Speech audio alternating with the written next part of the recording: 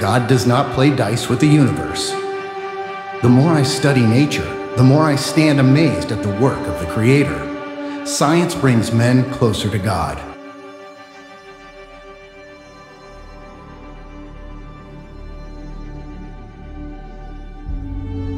Alam semesta adalah seluruh ruang dan waktu beserta semua materi dan energi yang ada di dalamnya.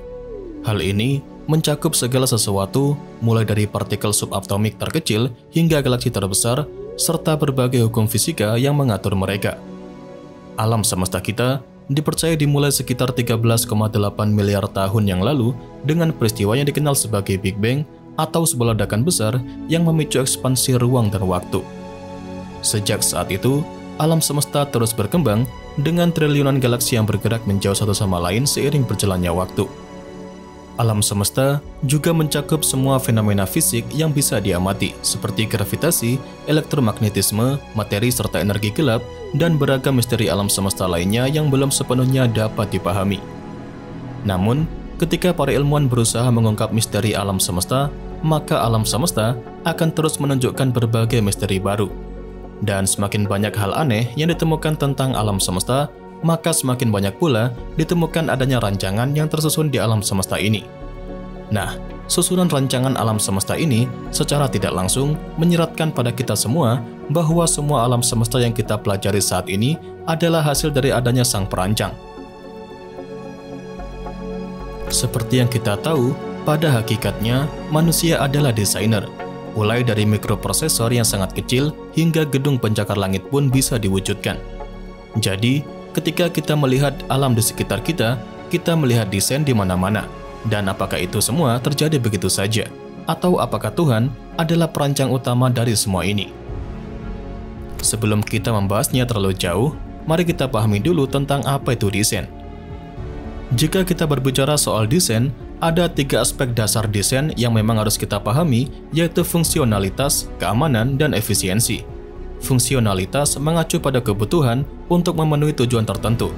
Seperti halnya, ketika kita melihat sekumpulan batu yang berserakan, maka hal itu akan menunjukkan sebuah keajakan. Lalu, saat batu itu dipotong menjadi balok dan disusun menjadi sebuah piramida besar sebagai tempat pemujaan, seperti berbagai situs sejarah yang ditemukan, disitulah kita baru melihat fungsinya. Lalu, bagaimanakah dengan alam semesta kita ini? Apakah hanya bagaikan sekumpulan batu yang berserakan? Atau apakah alam semesta ini merupakan desain yang rumit dan berfungsi baik dengan adanya sang perancang yang jelas? Untuk memahami ini, di dalam ilmu sains, kita bisa memahami sebuah hal dari berbagai teori pembentukan alam semesta yang beredar. Dan yang paling terkenal adalah teori dari mendiang Stephen Hawking yang menyebutkan bahwa alam semesta saat ini adalah berawal dari sebuah dentuman besar atau Big Bang pada sekitar 13,8 miliar tahun yang lalu. Tapi, jika kita menganut pada ilmu keagamaan, maka seluruh alam semesta yang ada saat ini adalah bentuk agung dari ciptaan Tuhan. Lalu, apakah alam semesta ini memperlihatkan beragam unsur desain seperti yang saya jelaskan tadi? Nah, hukum alam sangatlah tepat untuk mendukung sebuah bentuk kehidupan. Tanpa adanya keseimbangan yang tepat dan begitu rumit untuk dipahami, mungkin kehidupan saat ini tidak akan pernah ada. Para ilmuwan telah mengidentifikasi lebih dari 100 karakteristik alam semesta kita yang sudah dirancang dengan baik dan sering disebut dengan konstanta antropik. Melalui konstanta antropik inilah memberikan sebuah bukti menakjubkan tentang adanya desain yang luar biasa, dan tentunya jika ada sebuah desain, maka akan membutuhkan sang perancang atau desainer. Untuk memahami bukti konstanta antropik, kita bisa memahami melalui adanya keempat gaya yang diketahui, yaitu gravitasi, gaya elektromagnetik, gaya kuat yang mengikat inti partikel dalam atom, dan mekanisme gaya lemah yang menyebabkan peluruhan radioaktif. Dari semua gaya itu, semuanya harus sangat seimbang satu sama lain, atau dengan kata lain, jika sebagian besar unsur tersebut tidak seimbang, maka alam semesta bisa jadi sangat tidak stabil dan kehidupan tidak akan dapat dipertahankan. Selain itu, kita bisa melihat dari planet bumi kita sendiri, mulai dari ukuran bumi, orbitnya yang hampir melingkar, kemiringan porosnya, revolusinya selama 24 jam, serta ukuran dan jarak relatif antara bumi dan bulan haruslah sangat tepat agar kehidupan tetap ada. Kemudian, dari kondisi planet bumi, tingkat oksigen atau nitrogen di atmosfer dan ozon pelindung yang menyelimuti bumi harus berada dalam kisaran tertentu agar kehidupan juga bisa bertahan.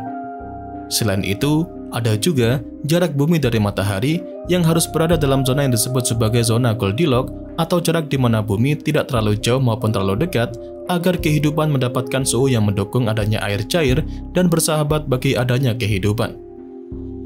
Jadi, jika semua konstanta antropik tersebut digabungkan, maka bukti yang saya jelaskan tadi akan menunjukkan adanya sang perancang atau desainer, dan fungsi dari desain tersebut adalah untuk menyediakan lingkungan agar kehidupan dapat terus berkembang hingga saat ini. Nah, konstanta antropik tadi juga menunjukkan bahwa alam semesta memiliki semacam ventaning yang luar biasa, di mana beragam nilai konstanta fisika sangat tepat untuk memungkinkan adanya kehidupan. Beberapa argumen menyatakan bahwa hal ini bisa menjadi bukti adanya unsur desain yang disengaja, karena jika berbagai konstanta tadi sedikit saja berbeda, maka kehidupan mungkin tidak akan pernah ada. Selain itu, prinsip antropik juga mendukung ide ini, dengan menyatakan bahwa alam semesta harus memiliki sifat yang memungkinkan kehidupan karena kita ada di sini untuk mengamatinya. Dari alam semesta yang menunjukkan beragam keteraturan dalam membentuk kehidupan atau apa yang saat ini dapat manusia pelajari dalam berbagai mekanisme kehidupan kita juga menunjukkan banyak sistem yang teratur. Jika satu bagian dihilangkan, maka mekanisme tersebut tidak akan berfungsi. Di dalam teori evolusi, menyatakan bahwa semua mekanisme kehidupan berkembang secara bertahap, bagian demi bagian, dan mekanisme tersebut tidak akan berfungsi sampai semua bagian ada pada tempatnya. Untuk memahaminya, mari kita melihat beberapa contoh. Dimulai dengan apa yang sering kita sebut sebagai sel sederhana. Istilah sel sederhana ini sebenarnya keliru karena semua sel sangatlah rumit, mulai dari organisme bersel tunggal hingga sel manusia. Seperti membran sel yang diperlukan untuk melindungi aktivitas internal sel, dan membran sel itu juga membutuhkan saluran untuk membawa molekul yang diperlukan untuk masuk dan juga keluar. Dari semua itu, baik saluran maupun membran pelindung harus ada sejak awal, karena tanpa keduanya, maka sel tidak akan bisa bertahan hidup. Kemudian, tidak ada aspek sel hidup yang lebih menonjol dari rancangan DNA. Molekul DNA dalam sel mengandung informasi untuk mempertahankan kehidupan dan meneruskannya ke generasi berikutnya. Struktur ini mengandung kode untuk membuat lebih dari 100.000 mesin protein kecil, dan semuanya penting untuk menjalankan fungsi kehidupan. Molekul DNA mengandung informasi genetik yang terorganisir dalam bentuk kata atau 3 huruf yang disebut sebagai kodon. Kodon ini dibentuk menggunakan alfabet yang terdiri dari 4 basa nukleotida, yaitu adenin, sitosin, guanin, dan timin.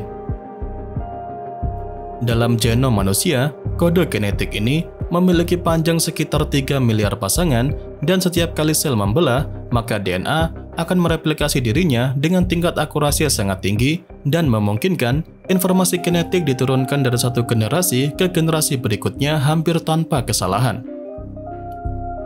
Dari beragam hal yang saya jelaskan tadi, dari sini kita sudah bisa memahami bahwa seluruh alam semesta yang tersusun hingga kehidupan yang ada adalah hasil dari rancangan sang desainer agung, dan tentunya mengerucut untuk menyebut Tuhan sebagai pencipta dari semua ini.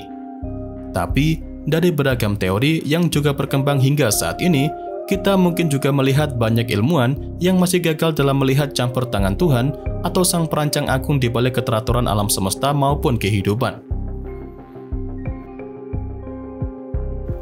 Salah satu teori populer yang berkembang adalah gagasan bahwa alam semesta kita bukanlah sesuatu yang unik, melainkan hanya satu di antara alam semesta yang jumlahnya tidak terhingga.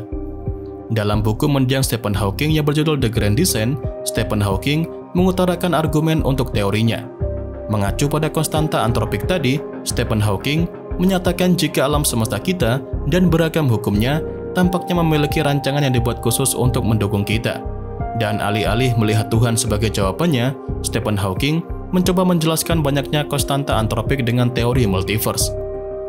Idenya adalah bahwa jika ada jumlah alam semesta yang tidak terbatas, maka salah satunya akan memiliki konstanta antropi yang tepat untuk kehidupan, dan kebetulan saat ini semua kehidupan dan keteraturan yang ada berada pada alam semesta yang tepat dan sesuai. Menanggapi hal itu, serta mengacu pada teori tersebut, seorang astrofisikawan bernama Neil deGrasse Tyson dan Donald Goldsmith menyatakan dalam buku mereka yang berjudul Origin, jika kurangnya interaksi yang mungkin secara teoritis antara beragam alam semesta menempatkan teori multiverse ke dalam kategori hipotesis yang tampaknya tidak dapat diuji dan karenanya tidak dapat diverifikasi. Atau dengan kata lain, saat ini sama sekali tidak ada bukti ilmiah tentang keberadaan multiverse dan teori dari Stephen Hawking tadi tampaknya merupakan upaya yang lemah untuk menawarkan penjelasan apapun yang mengecualikan keberadaan Tuhan di alam semesta ini. Dengan semua bukti yang ada, baik dari teori ilmiah maupun pandangan filosofis dan teologis, kita dihadapkan pada pertanyaan mendalam tentang apakah ada perancang atau kekuatan yang lebih besar di balik semua ini. Argumen dari desain cerdas menunjukkan bahwa keteraturan dan kompleksitas yang kita amati mungkin adalah hasil dari suatu rancangan yang disengaja yang mengarahkan kita pada pertanyaan mendasar tentang keberadaan Tuhan sebagai Sang Pencipta. Apa yang saya sampaikan hari ini membuka ruang bagi eksplorasi lebih lanjut dan refleksi pribadi tentang hubungan kita dengan alam semesta dan kemungkinan adanya kekuatan yang lebih besar di balik keteraturan dan kehidupan. Semakin kita menyelidiki dan memahami kompleksitas alam semesta, semakin kita mungkin mendekati pemahaman yang lebih mendalam tentang tempat kita di dalamnya dan tentang kemungkinan adanya Sang Desainer Agung yang mengatur semua ini. Dengan demikian, baik melalui sains maupun kepercayaan, pencarian kita untuk memahami alam semesta dan kehidupan adalah perjalanan yang berkelanjutan. Ini adalah sebuah upaya untuk menggali lebih dalam dan menemukan jawaban yang lebih besar tentang eksistensi dan makna dari segala sesuatu yang kita amati di sekitar kita. Dan ya, itu saja yang bisa saya sampaikan pada kesempatan kali ini. Seperti biasa, semoga dapat memberikan informasi baru mengenai dunia astronomi sekaligus hiburan untuk kalian semua. Jangan lupa, kedepannya masih akan ada banyak lagi pembahasan menarik seputar dunia astronomi yang akan saya sampaikan. Dan tentunya bakal sayang banget untuk kalian lewatkan. So, tetap stay tune terus ya bersama kami, Nasi Angkasa, Media Astronomi Indonesia.